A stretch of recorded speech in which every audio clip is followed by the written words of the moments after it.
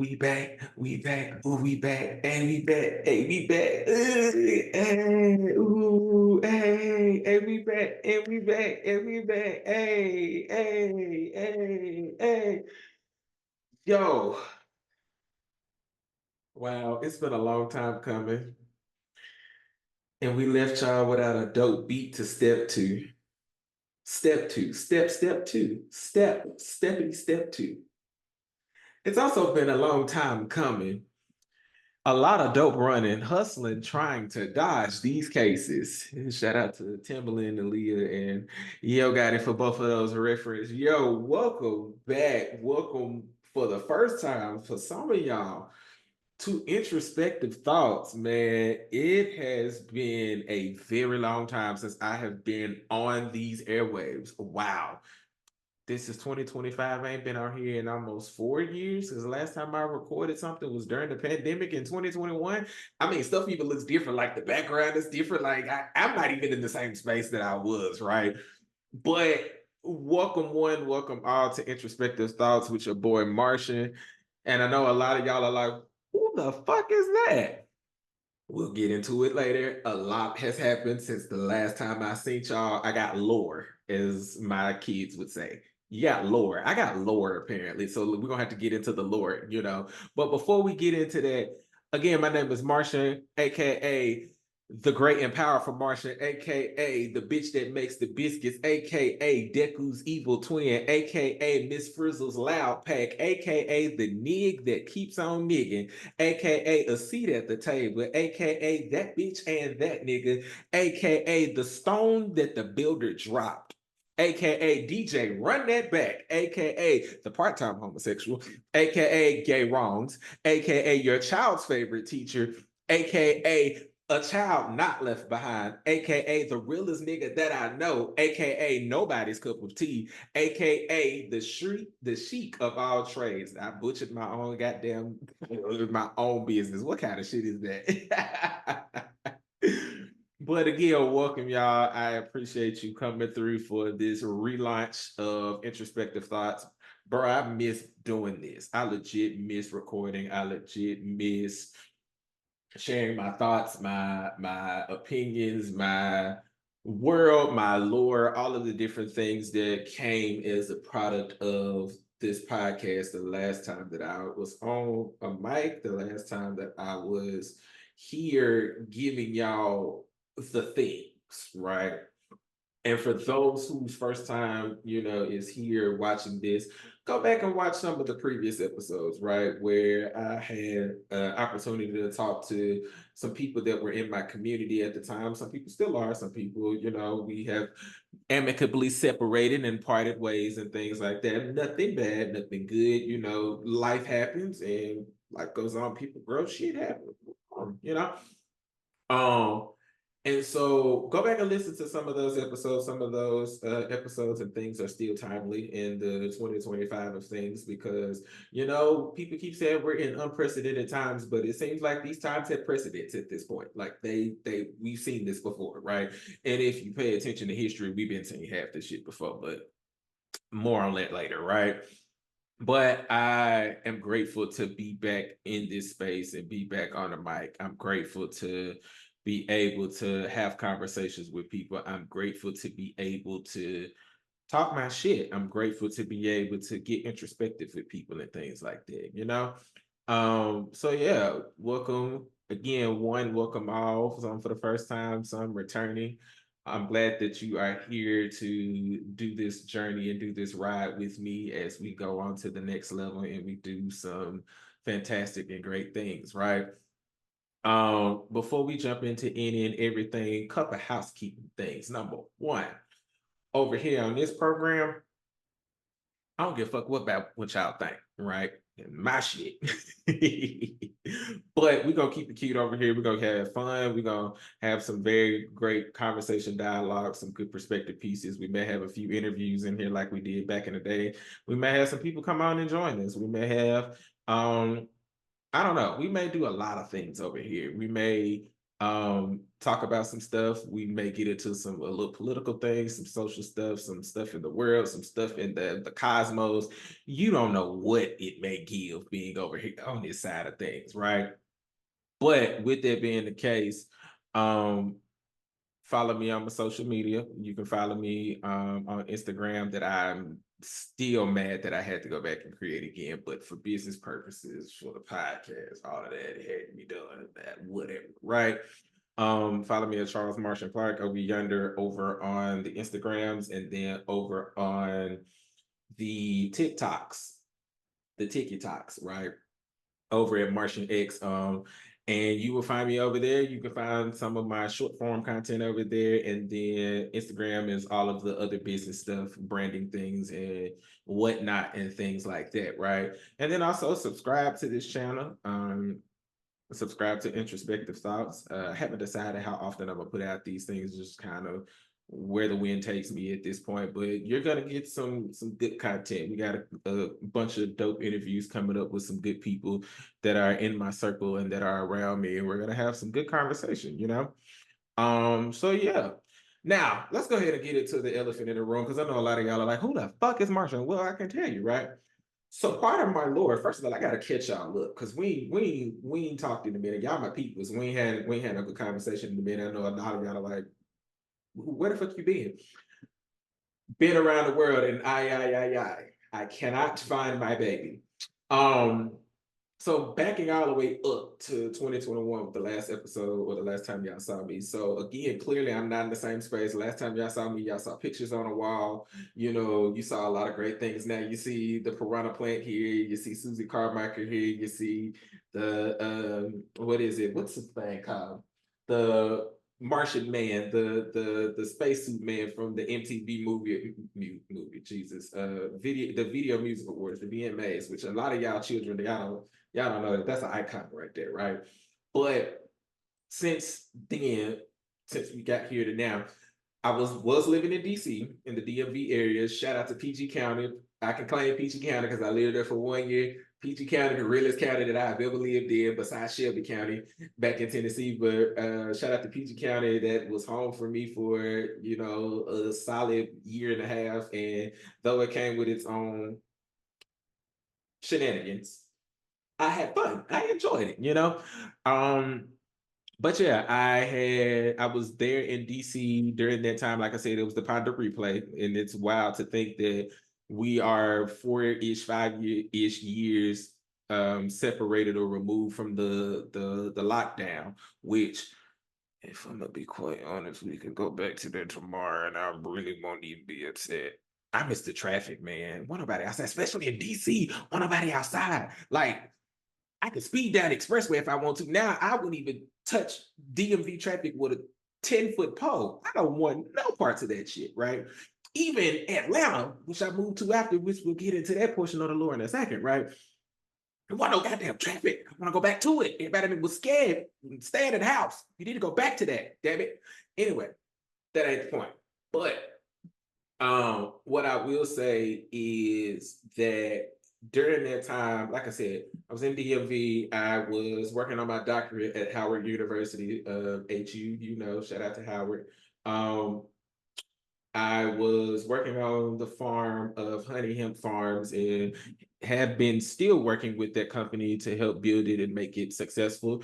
Go check them out on Instagram. Go look up on the website. Get on the Google machine and type in Honey Hemp Farms, where we are producing and pushing out various products, hemp infused products, be it honey, be it herbal teas, be it tinctures, all of that great stuff. Go over yonder and shop there, tell them I sent you, and they'll know you're my peoples, right? What else was I doing? I was getting into catering. I had created a juice line.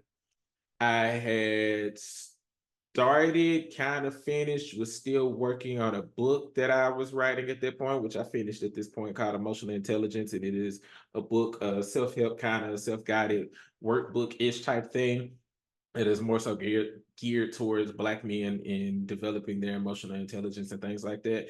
And one of these days, I'm gonna get it printed. When I get some money, I'm gonna get it printed so y'all can have physical copies. But The ebook version is live somewhere, and if not, I'll just send you a PDF copy because why not? You know, I've been told great work, great material, great things in there. Sure, I take your word for it, right? What else was I doing at that point in time? I was doing a lot of shit at that point in time, now that I think about it. But since then, since the last episode of Introspective Thoughts, which I hate that it kind of ended as abrupt as it did, and partially it's because the computer that I was working on with that I still am recording off of somehow. I don't know. I don't understand technology, right? But it ran out of space or something like that, and I didn't realize that that was the amount of episodes that I had shot and recorded and put on here. I think I had like 2 seasons of the show, and this starts season 3, right? But with that being the case, I hadn't had a lot of stuff on there. I hadn't produced more because I had a lot of stuff on this computer, which I have cleaned it out, got rid of a lot of things because again, life changed. A lot happened since then, right? I dropped out of Howard. I realized that being at Howard University was not for me. As much as I still want to get my doctorate, education, the way that it's giving right now, I'm not 100% sure if that's where we need to be going, especially because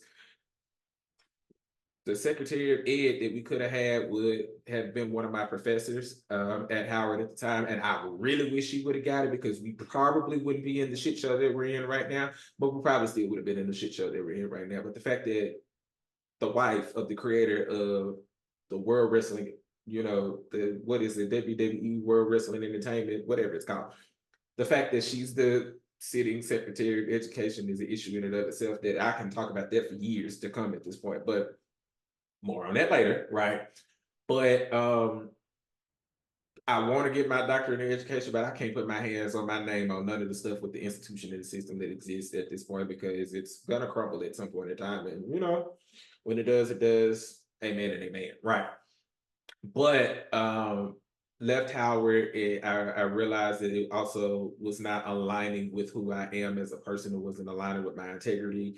It wasn't aligning with what I wanted to do with the future of education or what I wanted to do myself in regards of education as a whole, right?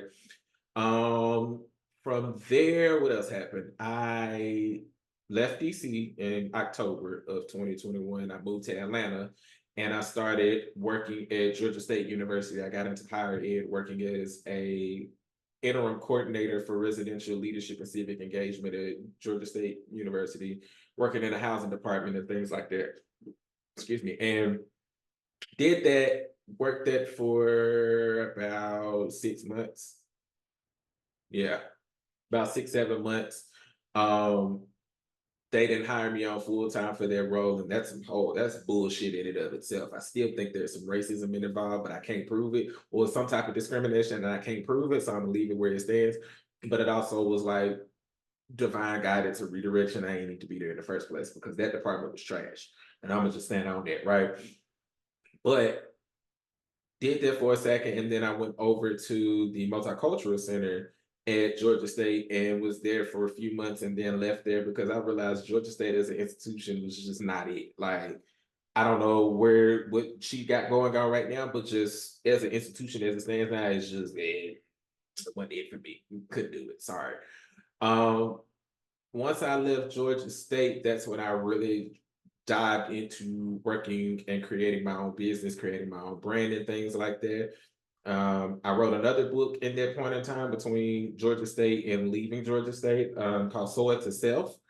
And that is also a self-help book that is themed around flowers and gardens and things like that. And how do you see yourself? How do you help heal yourself? And then how does that then trickle down per se or trickle outward towards your community, towards the people that surround you? How do you fit into those spaces? So on and so forth. And shout out to my co-author, Dr. Bree Jones Copeland, who serves as assistant professor of psychology over at the University of Denver. We go back like four flats on a Cadillac. I think we went to middle school together, maybe I don't remember, but definitely went to high school together. And she's out doing amazing things in the world, changing the world. A psychology visit at a time or a student at a time or whatever. And we created this book out of just something that was a need in the world. And from what I've been told so far, it is doing amazing for those people who it's benefiting and so on. And look to see those out on your nearest book stands or at your nearest Barnes and Nobles come sometime soon. But right now, you can actually order the book if you go on the Google machine and type in the Soil to Self. I'll write it down there somewhere so you can see that. But Soil to Self, probably put the link in the description box too, so y'all can have it down there as well. But we wrote that, and you can go get it. It's out. Now I have a copy of it somewhere. Where's my copy of that book? I did it. It's somewhere. I'm gonna have to find it and I'll show it to you. But we wrote that book with the intention of helping people heal and get past where they are now currently, especially because again, the times that we're in are looking very unprecedented, right? So that happened, and where am I at in my story? 2023. So yeah, did a lot of life. I got to see one of my best friends get married to the love of his life. Shout out to them. Got to see New York City for the first time and go enjoy what it gives out on that portion of the world. Had a great time. And then went back last year because that was, yeah, I had to do that. Hate that I couldn't go this year because the people who I was seeing, majority of them are not in New York City anymore. And that's okay. I'm going to go bother them in the cities that they are in eventually at some point in time, right? But like I said, a lot of life happened, a lot of dark nights, a lot of dark nights of the soul period, a lot of doing shadow work and things like that came up at that point in time. And when I say life happened, man, life happened. I'll write about it in the book one day if I haven't already. And if you get the story, you get the story. But if you are in my circle, you know how life happened at that point in time, right? And then after that, 2024, last year, I moved to Raleigh, North Carolina, which is where I currently am now, sitting in my humble abode. And moved here, got a job at NC State University, shout out to the Wolfpack, where I served as the assistant director for multicultural student affairs. Um, Shout out to my students, shout out to the award-winning team over at MSA. We did a lot of good work over this past year. In supporting our students, making sure that they are successful, that they have what they need in order to navigate the world, especially because we were their last line of defense to making sure that they have what they need going out into the world, right? Uh, since then, that was what, the top of 2024. I've been there for about a year and a half. And at the time of this recording, I no longer work there. um, Put in my resignation. I don't know when this episode is gonna come out, but when y'all see it, it was July that I put in my resignation and had to move on. Again, life goes on, people grow. A lot of things have took place at that place of work that were similar to Howard, wasn't in alignment with my goals, my values, my things that I wanted to do in life and so on and so forth. And so it was just time for me to move on to something else and do something bigger and better. But again, shout out to my students because the amount of love and messages that I got from them, as well as other professional staff members on campus, let me know that the impact that I put in over on that campus is going to reverberate for years. And the impact of me not being there is also gonna reflect and gonna be felt. So, but I'm just grateful to have been in their lives and been able to impart my wisdom and knowledge and understanding of things and be able to meet some cool and dope people, create some cool and dope programs and things like that with some of the people that I worked with and that I met while at NC State. They'll be on here eventually at some point in time. You get to see them, you get to talk to them, and hear about their perspectives and things, and so on and so forth, and stuff like that. And then let me see what else has happened since then. Went back to doing my own business. I am consulting. I am pushing both of my books. I'm in the process of writing two more books. What else am I doing? I said consulting already, creating some workshops. If you have not seen it yet, I have started a workshop called Restoring Our Souls for Black men to help us all get closer to self-expression, authenticity, and creating community, a safe community, and a hub for men to be able to exist as their authentic selves and things like that, right? So, got a lot of stuff going on in the works right now. I'm not sure where life is getting ready to take me, but as it is and has been said over the past 7 months. Yep, 7 months. Because again, this is July when I'm recording this. Um, Whatever my lot, that has taught me to say it is well with my soul. It's a song that I've heard probably once a week for the last 6 months. Shout out to Fellowship Missionary Baptist Church in Chicago.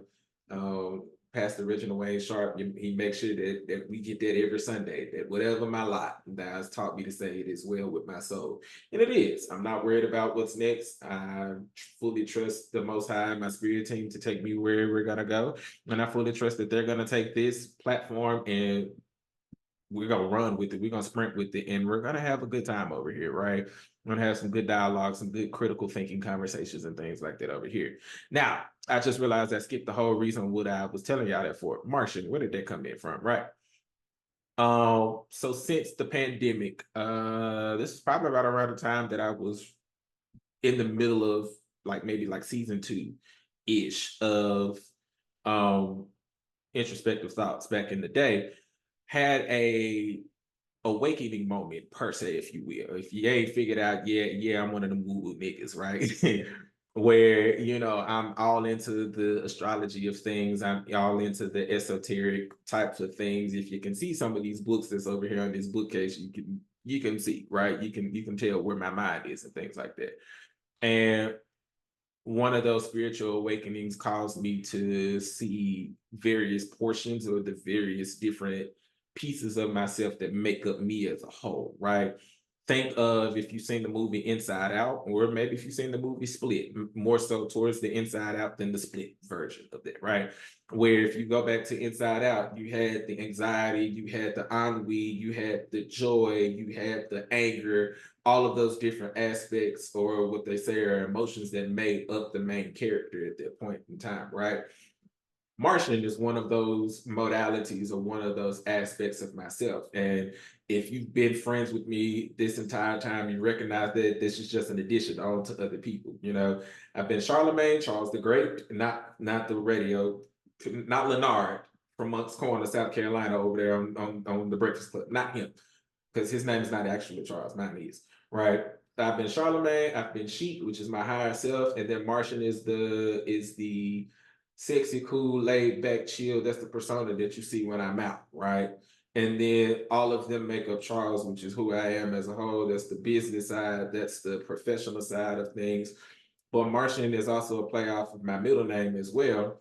And just in doing some research, again, getting into the esoteric aspect of things, I recognize that a lot of the beings, deities, and things that I work with, one of them um, is the god Mars, or if in terms of Orisha, it would be Shango, or in because Mars is Roman, who would it be? Greek?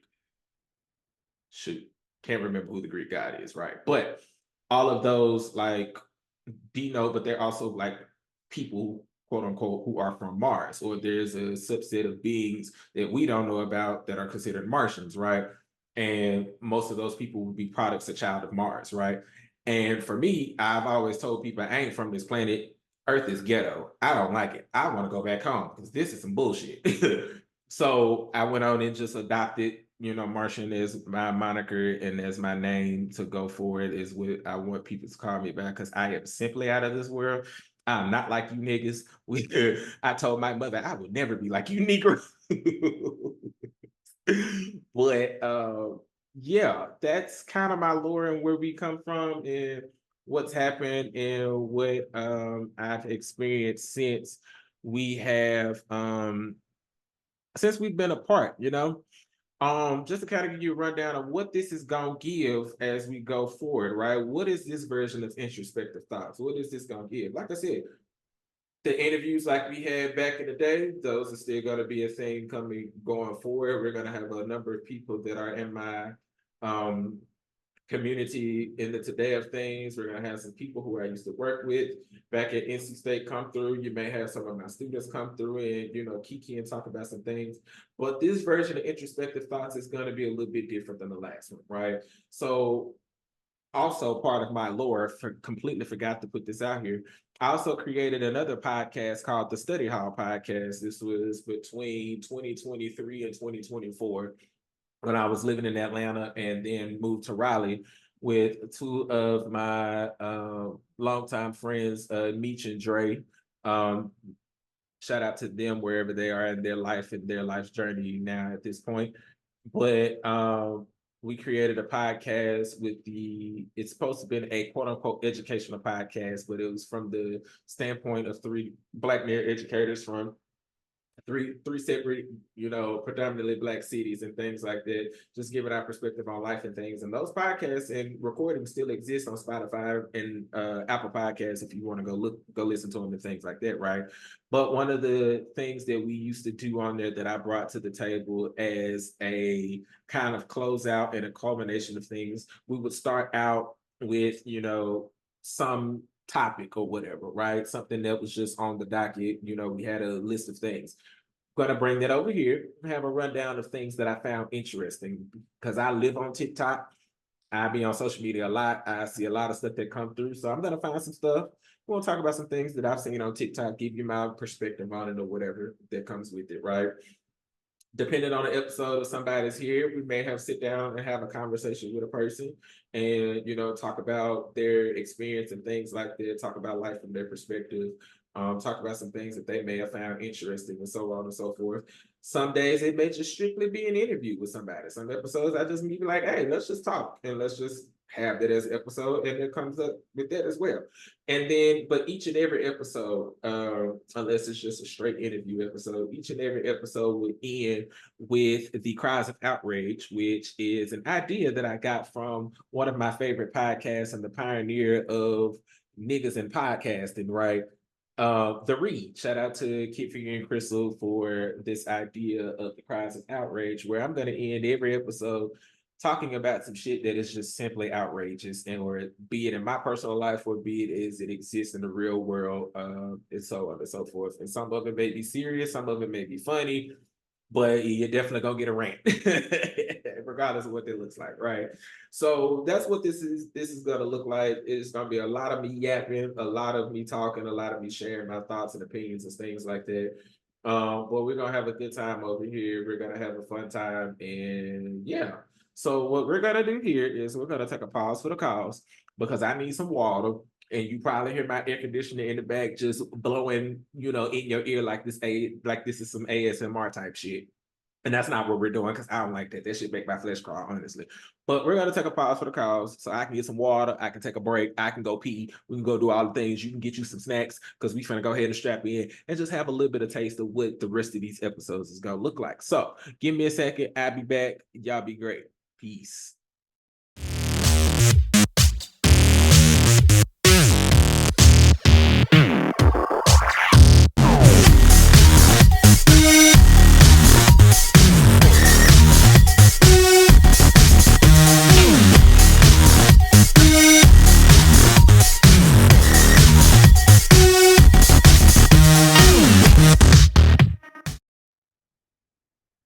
And we are back, like full flat on the Cadillac, whatever.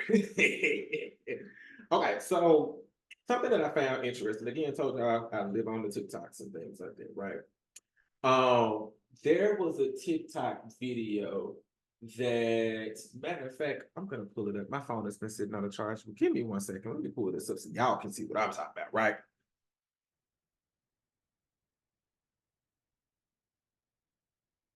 Okay. Had to get my telephone right. Had to go over it. So I'm gonna show you this video, and hopefully y'all are able to hear it and so on and so forth. But there was a video that I saw on here that was talking about how 1 in 5 Black men are either on a DL, in a closet, something of that nature, right? And of course, my immediate initial response to that was, duh.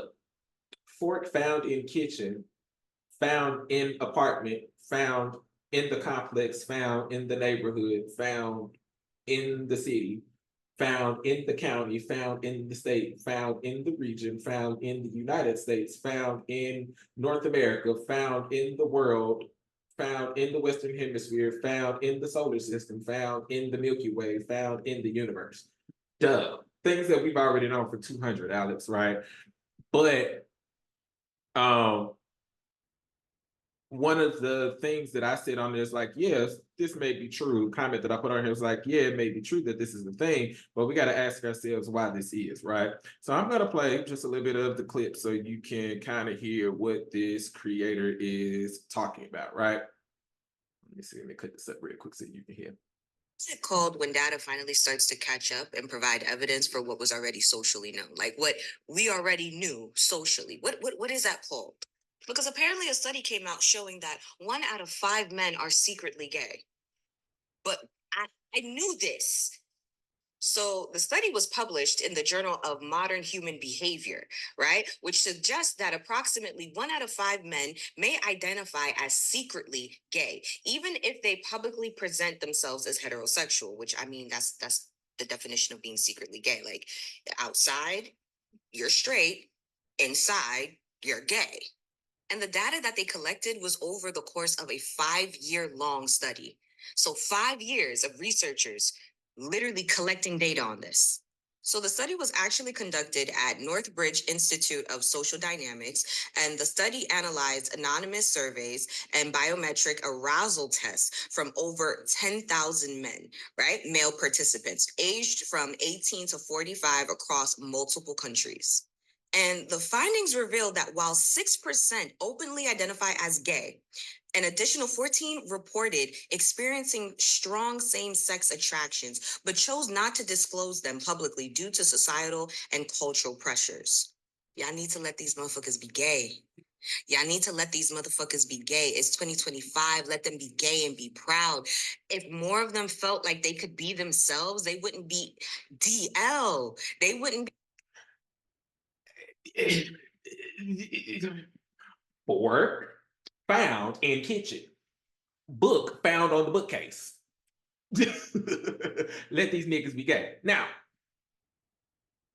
that's not what I found interesting because again, to me, that's yeah, girl, we already knew that, right? Now, here's the problem. Here's the problem, and this is what I kind of wrote to that as a response. I said, while this may be true, we need to ask ourselves why this is, why DL culture exists, right? Why you have men who are secretly gay or cosplaying as a straight man, right?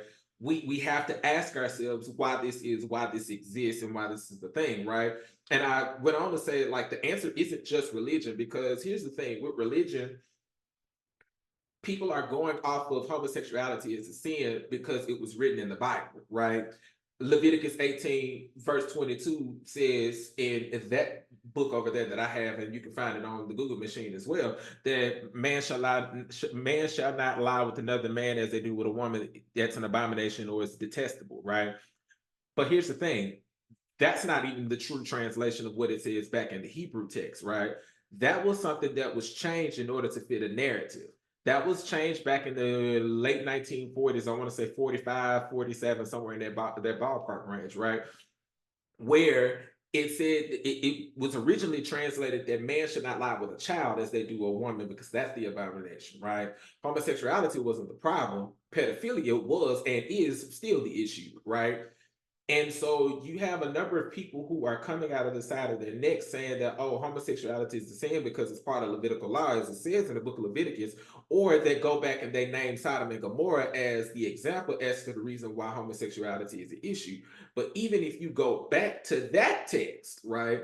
Sodom and Gomorrah was not about homosexuality. It was literally, if you read the story, read the text for what it says, the text will literally tell you that people, when the angels came down, I'm giving a very paraphrased version of this.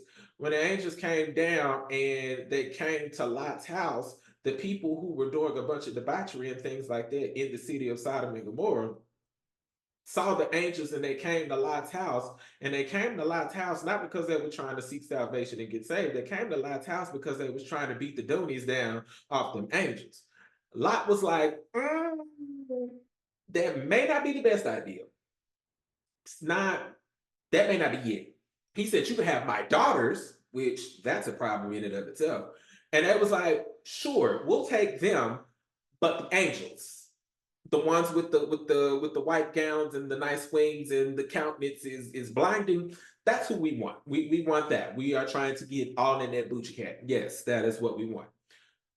The issue wasn't homosexuality, because we also have to think about, why did we assume that the angels were male or masculine figures, right? We have to also pause there too and ask ourselves why that's a thing.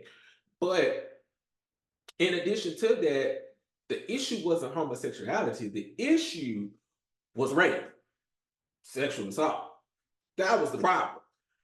And you trying to rape and sexual assault a being that is supernatural, that literally has abilities that you can't even comprehend, right? And you can't comprehend it, you can't understand it, you are nowhere near on their power level, and you like, yup, that's what I want. You like old boy from oh, what is that man's name? I can't think of his name. It's gonna come to me, but they did a parody of him on Boondocks trying to get down on time one time with the jail, right?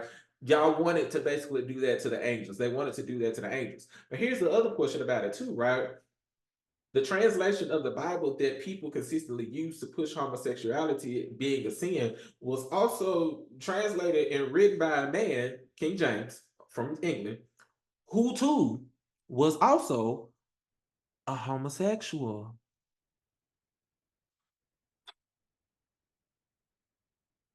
Yeah, girl.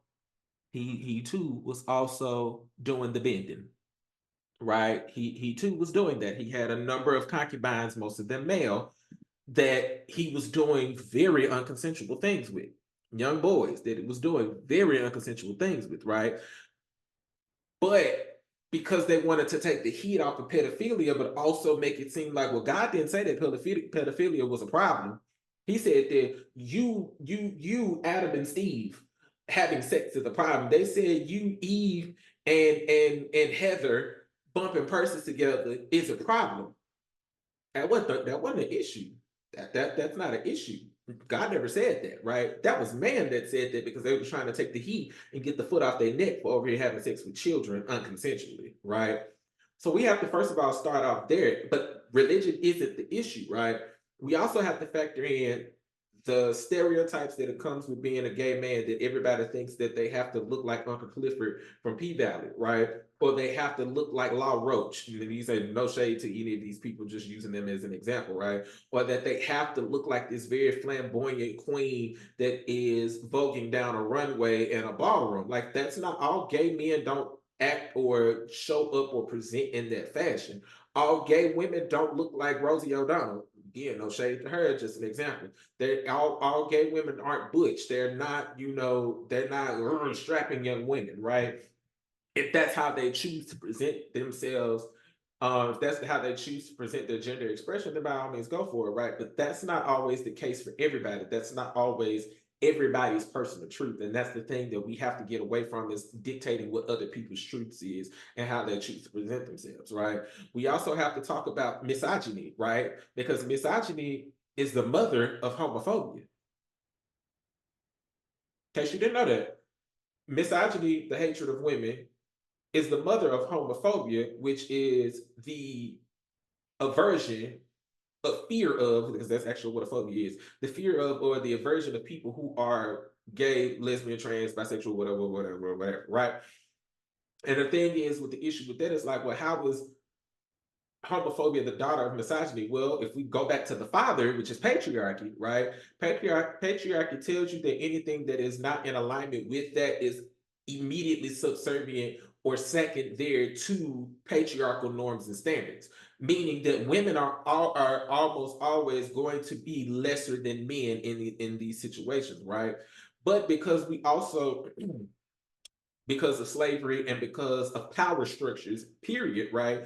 anytime that you are in subservience to a man or to masculine identities or masculine ideas, period, you're going to automatically be seen as less than, right? Which means women are going to be less than, which means that if a man is being emasculated because he getting poked from the back, because he getting bent over, and he got that thing tooted up and is getting his Gucci cap blown down to smithereens, that then means that he's subservient or less than an actual quote unquote man who has sex with other women, consensually, hopefully, right?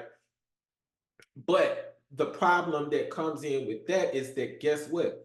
These beings are still men that still to some degree or another benefit from being in the patriarchy because they are men or they align themselves with masculine identities and ideas in that sense, right? What makes them less there is because other people have these viewpoints because you're getting bent over or whatever. This then makes you less than because that's only what we do to women. You patriarchy positions itself to where women are just objects of desire, right? Whereas it also paints homosexuals as objects of non-desire, right? Because it's subservient to that, right? We also got to think about the health assumptions and things like that. Which somebody tried to come back and say, a white man, for whatever reason, because don't talk to me about black people's business, tried to come and tell me that these are not assumptions. You know, HIV is higher in LGBT communities and things like that. I'm not denying that. I'm not denying that the medical statistics and things like that. But we also have to understand that when it comes to talking about things that happen with Black people, eugenics is still a real thing, right? Part of the reason why HIV and AIDS became a gay disease is because of the intentionality of trying to push this on Black people and saying that this is a Black issue or a Black gay issue, right? Medical apartheid to tell you that a lot of research and history from back in the day when it comes with the eugenics movement is part of the reason how we got that as part of the lore of HIV and being a huge issue in the gay community. But here's the thing: HIV can be contracted by any beings that are having sex, period, regardless of your sexual orientation or your gender expression, right? And a lot of people will say, well, this is the reason why we consistently have HIV numbers going up in straight communities because men are going out here being secretly gay. Well, they wouldn't have to secretly be gay if y'all would stop telling them that homosexuality is a problem. They wouldn't have to secretly be gay if you stop chastising your young Black boys from doing anything that's deemed feminine or that's deemed not necessarily masculine. Because here's the funny part about that, and the interesting part about that, is that a lot of women's ideas about what it means to be an actual man is the exact same thing that leads to the misogyny that you hate. How the fuck does that make sense? I don't know how that makes sense to where people say that boy don't need to be over here getting no nails or playing with no girl toys, or he don't need to be wearing pink, or he don't need to be crying, he don't need to be doing all this, that, and the third. That same man is then going to turn around and smack the fire out of a Black woman for whatever reason. Because now everything that he's had to hold in, he's either smacking the fire out of her, causing her some type of emotional or mental stress, or he killed himself from suicide because y'all told him the person that he was literally born as, which decides to show up as, was not okay, it wasn't good enough, and was not going to amount to what it means to be an actual man, when the literal definition that y'all are going off of is quite literally getting people killed. There are young Black boys that are being killed by their fathers, by their uncles, by their peers, simply because they got a little sugar in their tank. And they might not even have no sugar in their tank. They just operate and move energetically differently than the other people, or what the stereotypes or what society says is quote unquote correct. So I'm confusion as to the why, one, this is still a topic of conversation in general. As this creator said, let these niggas be gay. I don't. Y'all heard from my AKAs. I said I'm a part-time homosexual because I'm gonna be honest with you. It's rough over here on this side of thing. Right? This is not no crystal stair by any means necessary, right? But a lot of it is not a crystal stair because a lot of gay people still are aligning themselves with heteronormative ideas and are not moving away from this. You are a gay man. You don't have to do heteronormative things. You are not heterosexual. It's not how that works. Like, I don't know why that don't make sense to them in and of itself, right? But my point is that And this is also part of the reason why I created the space and created the workshop Restoring Our Souls, because we have to get to a point to where we don't allow what society tells us, because our ideas in Black community of what masculinity means and what it looks like is literally predicated upon what white people says, which is literally built on raping, stealing, and pillaging communities just in order for you to survive. Because if we go back historically, guess what, girl? You bitches wouldn't have lasted, and I'm talking about the whites. You bitches wouldn't have lasted through that first winter back in 1620 if it wasn't for the natives who taught you how to grow corn, because you girls can do that over yonder. Y'all was worried that y'all were still moving and operating off of what you could catch in a river, or what you could, what somebody else could create and provide for you, that you didn't know how to and couldn't do it for yourself on this land over here. And TBH, that should have let y'all ass die out. But I would be wrong for saying that. But my point is that our ideas of what it means to be masculine, of what it means to be heterosexual, of what it means to be a man, quite literally aren't ours to begin with. And so when we are sitting here talking about we need to better the Black community, y'all have got to stop saying that it's the gay people who are the problem here, when they are literally just, when we are just simply just trying to exist. And what hurts more is that we have to then explain to other people who are Black that not only do I have to face racism, but I also have to face homophobia from my own people. Then don't let me be a Black film, or a Black woman, or a Black feminine identifying person. Then I got to face misogynoir on top of that. Not just from white people, but from my own people who are also dealing with racism and classism just like I am. How the fuck does that work? Right? And so all of that to say too, and I'm gonna say this point, and we're gonna move on, is that somebody made a comment to my comment and said something to the effect of like, we don't care about the excuses, just be yourself and stay on your side of the street. Well, let me say this.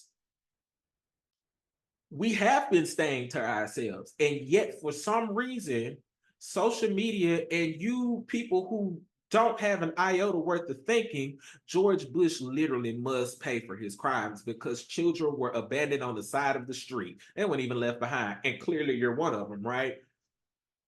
It would be a lot easier for me to be myself and stay on my side of the street if you bitches weren't consistently poking at me and prodding at me and telling me that I'm an abomination and that I don't deserve to exist.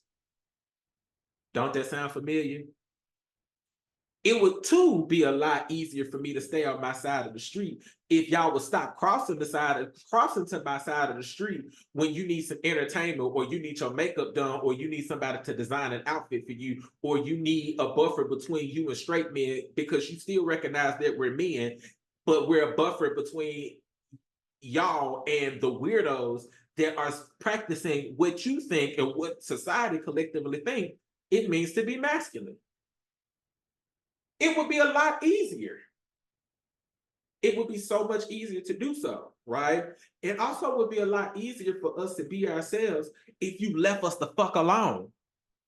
Y'all are still having these dumbass conversations about homosexuality when we have the research that backs up, that says that not allowing young Black boys to be themselves contributes to misogyny, contributes to suicide, as well as other physical ailments and issues, as well as mental health and emotional health issues. We have the research that suggests these things, but yet y'all keep bringing this shit up as if it's gonna change overnight, as if we're gonna stop being attracted to other men, or being attracted to trans people, or being attracted to non-binary people, or being attracted to whomever it is that we're attracted to, as long as it's a consensual and an adult relationship.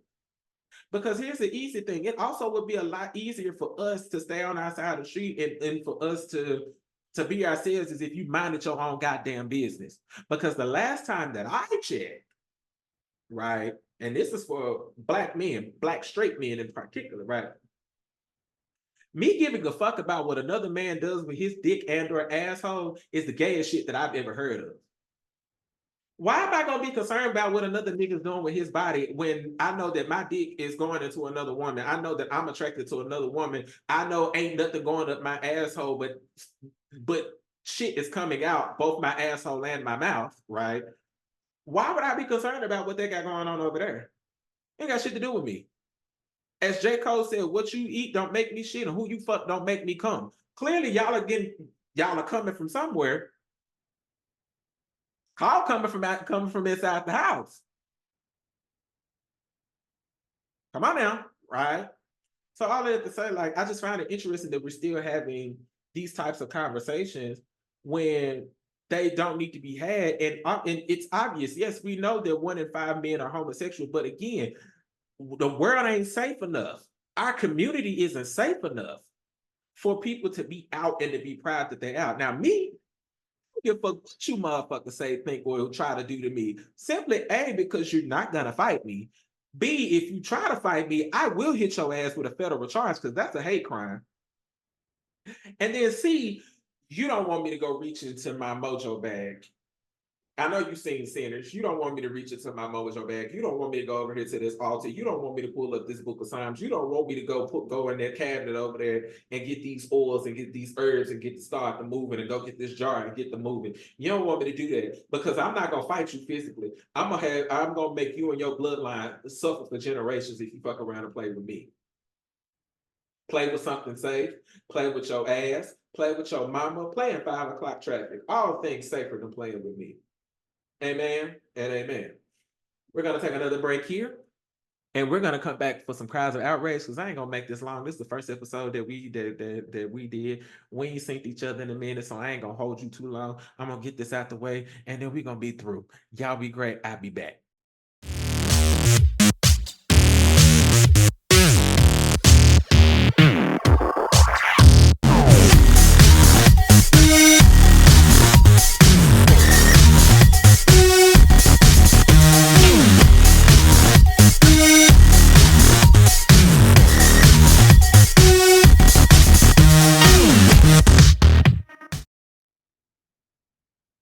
And we are back. Let's go and get this system cries of outrage so I can get out of your hair and we can go on about our day and be great and things like that. Um, okay, so I'm finna give y'all just a little bit of my business. Trigger warning, might talk about some bodily fluids, maybe. I don't know. You gonna see, right? Depending on how I tell the story. If you follow me on TikTok, I've already told the story. You got the full gist of it. But for those people who are just now hearing about it, let me just go ahead and tell you about my experience with the United States healthcare system and why I need capitalism to die yesterday, last week, last month, last year, last decade, TBH, right? Um, so again, this recording is in July. I had to have a colonoscopy last week. The time of this recording last week, right? And I had to have a colonoscopy because over the past few months, up until this time of recording, I've been dealing with some gastrointestinal issues, which I honestly think have a lot to do with where I was working, the stress that I was accumulating while at work and stuff like that, and not actually like doing something with the stress. And it was taking a physical manifestation and a toll on my body. So went to go to the doctor and ask her about it. Come to find out, I've been dehydrated and didn't know it, which we're doing better now. We're doing a lot better, right? But in addition to that, went to go get the colonoscopy, well, attempted to go get the colonoscopy, right? So mind you, I set this appointment for I set this appointment at the top of June, probably like the first or second week of June, for the appointment to be the week after the 4th of July, right? That's going to be important in a second. I'm gonna come back to that in a hot second, right? So we get to the day of the appointment. Mind you, I'd already cleaned out. I then sat there and hastened to the porcelain throne for about 12 hours, shitting out everything that I've ate over the past calendar year. You might as well say somebody went through and took a bar of Dial Gold soap, some Dr. Bronner's, some Comet, some Pine Sol, and some bleach, and went through and scrubbed every corner of my digestive tract, right? Shit, literally nothing but liquids, nothing but water. And I was just like, okay, this is interesting. Don't like this. Don't ever want to do this again unless it's actively necessary, right? But so I get there for my appointment. My appointment was set for like 9:30, something like that. I got there at 8:30 because they told me I need to be there earlier for whatever. Right. So I get in there. And first of all, the lobby is full of people. Now, granted, I know there was people who were there for their procedures, but then you had to have a ride to take you home because you're gonna be under anesthesia when you do this, right? And you can't drive; it's not safe for you to do so. So half of those people were there as a ride, but there still was like at least 10 or 15 people that were sitting in the waiting area. And mind you, it was 8:15 in the morning. My appointment was for 9:30. I don't know if they got an express lane or something for this or how that shit was gonna work, but I was just like, it's a lot of people in here for this early, right? So I go up to the counter and tell her my name or whatever. She put the wristband on me. And the receptionist proceeds to tell me that for the visit that day, that the payment that was needed was somewhere in the ballpark of $1,400. And I'm like, let me move these locks out of the way so I can hear you clearly. You said how much, girl? She said 14 and some change. And I said, is that before or after insurance? And she was like, that's after insurance. I said, something about that numbers don't add up. I got insurance. Why is it still running me $1,400 when I ain't ever paid full price for anything medical unless I didn't have insurance? And the only thing that I paid for full price are the glasses that are on my face because I didn't have insurance at that time, right? And even then, it wasn't $1,400, right?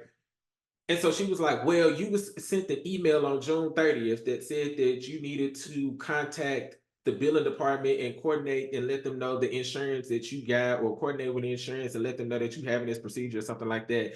So that way they can send you a new estimate and so on and so forth. And I'm like,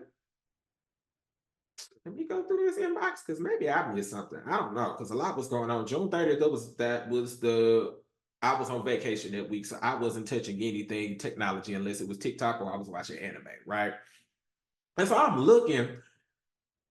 Come to find out, they did send an email, but it wasn't on June 30th. It was on June 12th. They sent that email, and I'm like, in the back of my head, I'm like, caught you in a lie. Don't like that. But I was like, I told her, I said, I don't have an email from June 30th. I have an email from June 12th that says about it. And it was like, well, does it say on there that you need to look at your what's the face? And I was like, clicks link, because I didn't click the link. I just saw it said you have an estimate. I was like, okay, I'll deal with that later, right? But I clicked it and I looked on it and I'm thinking because they're gonna send out the initial estimate because it's like that's what it's gonna cost, but we still need to tap into your insurance and stuff because I have never had to do that. The provider, be it the insurance or the healthcare service provider, has always done that for me literally since the day that I graced this planet, right?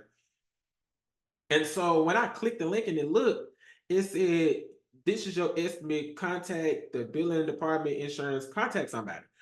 3 to 5 business days out before the procedure, so that way you could get a new estimate. The procedure was on a Thursday morning, which means 3 to 5 business days out would have had to been done at the latest that Monday or the previous Thursday or Friday, right? Who the fuck in their right mind on this land in these precedented times that we're in is gonna remember to check back to do something 30 days after the fact for a procedure that they were already under the assumption that was gonna be taken care of through insurance and with the healthcare provider?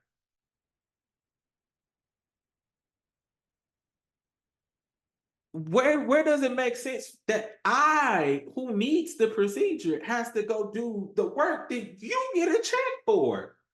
You get paid to do this. What is your billing services and department? What are they here for? What are they here for, girl? Why am I have to do this work for you? What are you getting a check for? I'm confused. So when I saw it, I said, oh yeah, I got the email list from June 12th. I said, okay, so can y'all send that to me as a bill or what? She was like, no, you got to pay that before we give you the procedure. I said, oh, you can go ahead and cut this wristband off of me then, because I'm not doing that. I'm sorry, I won't be doing that. Because that means I then have to go back and clean out again. No, won't be doing that. She was like, well, you have to reschedule your appointment. I said, I won't be doing that either. I'm so sorry. Yeah, I'm just gonna go ahead and we can dead this all together, and I'm just going about my day, right? Because again, why is it my responsibility to do so? But then also, I'm not about to reschedule for nothing in no amount of days coming up for it. And I literally just shut out my entire existence. I'm running off of 3 hours of sleep right now, and I ain't ate nothing in 36 hours. No, I can't do that. You got to at least give me 6 months in between before I do that shit again. Which I knew it should have been some bullshit, right? Because again, I told y'all, I set this appointment at the top of June. The people who referred me to these people to get this procedure done put in the prescription for me to do the clean out stuff the day that I left for the office visit and set the appointment for the procedure. So we're talking June 12th, 13th, somewhere in that ballpark range, right? Y'all, why didn't they get my prescription filled in and done until 15 minutes before the direction said I was supposed to start the prep?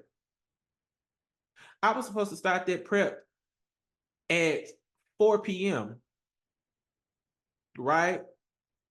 I said 15 minutes before, sorry. I was supposed to start that prep at 4 p.m. according to the instructions. I didn't get that prescription until 5:15. I didn't make it back home from the pharmacy until almost 6 o'clock because I needed to go get some Gatorade, and because I knew, like, if you've had diarrhea before, you know you're gonna need the electrolytes, you're gonna be dehydrated, all of that, right? I went and got Gatorade. I went and got some flushable wipes because what I wasn't finna be doing is wiping my ass with toilet tissue. And now I'm sitting here, looking like who did it and what for about an ass. I'm not doing that, right? So I had to make it to the house till almost 6 o'clock, which means prep then almost starts at 7 o'clock because you're supposed to do it in specific increments, and you got to take the last dosage 6 hours before the procedure, which means I was up at 2 o'clock in the morning chugging some shit that tasted like oil and oranges. It was nasty. It was bitter. It was gross. That shit was terrible, right? And I almost threw it up trying to chug it down. It was not a pleasant experience. But my point is that they put that prescription in at the top of June. Y'all didn't get that shit filled until the day before because they were trying to sell me or trying to get me to take a version of the prep, the liquid stuff, right? Trying to get me to take a name brand version of it that the pharmacist was like, well, this is the one it don't cut. They want you to take the one that your insurance don't cover. And I said, I don't want that one. She was like, well, we have a generic brand. I said, does my insurance cover that? She said, yes, give me that one. She was like, well, we need to check with the doctor, the people who were on the bullshit that, check to make sure that this is that you can still use this because they may want you to take a specific one for your procedure and stuff like that. And I said, I don't give a fuck what they want. If my insurance don't cover it, I'm not buying it. That's not happening, right? So after I tried to go get the first time the day of, I waited like 2.5 weeks later to go get to try again. They still hadn't contacted the pharmacy back to see if we could do that one. I come back a week later, the week of the procedure, they still ain't got the stuff done. I called up to the office, to the people who doing the procedure, called up to their office, line went to voicemail. Call back 5 minutes later, line went to voicemail. And I'm like, what the fuck is really going on? Some should have told me then, this is going to be some bullshit. Don't even worry about it. The pharmacist was trying to offer me a coupon that would have made the prescription for the prep stuff go down to $60. And I said, I still don't want that because my insurance, I'm not paying for anything that my insurance does not cover. Because when I looked at what the receipt was for what the stuff is that I needed, it was $0.00 because my insurance covered it. I'm not paying $60 for something that I don't have to. That doesn't make sense, right? But I should have known it was some bullshit then when they didn't get back into contact and didn't get my prescription filled until quite literally 45 minutes after I was supposed to start the first thing. I should have known then. So I take that as divine protection, divine redirection, that I wasn't even supposed to be there in the first place. And gastrointestinal issues are still a thing. Hopefully, by the time this video comes out, they got fixed and got done what they need to do. Which, sidebar, black men, now that I'm done with that rant, done with my sermon, black men, I need you, because we was talking about gay shit earlier, right? Regardless of your sexuality, I need you to go get your shit checked. Let them stick the finger up your booty hole. I don't give a fuck how gay it is. Let them stick the finger up your booty hole. So that way, when you try to shoot your soldiers, your gun actually works. There's gonna come a point in time, especially for Black men, because colon cancer is a big thing in our community. Prostate cancer is a big thing in our community. Let them stick the camera up your butt so they can see what it's giving and what it's not. Okay, I promise you, nobody's trying to fuck you, because a number of us gay people have standards. Whole point that I left out earlier. Everybody ain't trying to fuck you, and they just want to make sure that you're okay, so that way you don't die prematurely, like a number of Black men are doing because they're not going to get their systems checked, right? And granted, that's an epigenetic issue, that's a generational issue. Read medical apartheid, and it'll tell you why that's a problem. We may have a conversation about that later too.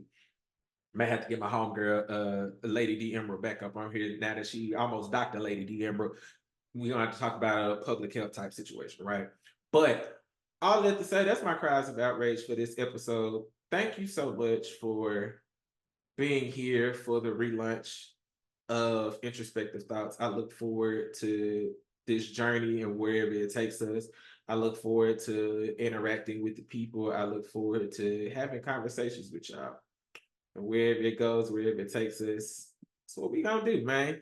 But how I'm always gonna end these things is how I always end conversations with my people, and that is always, as always, be great in everything that you do. Be great in your speech, be great in your walk, be great in your talk, be great in everything that you do. And until next time, I holla.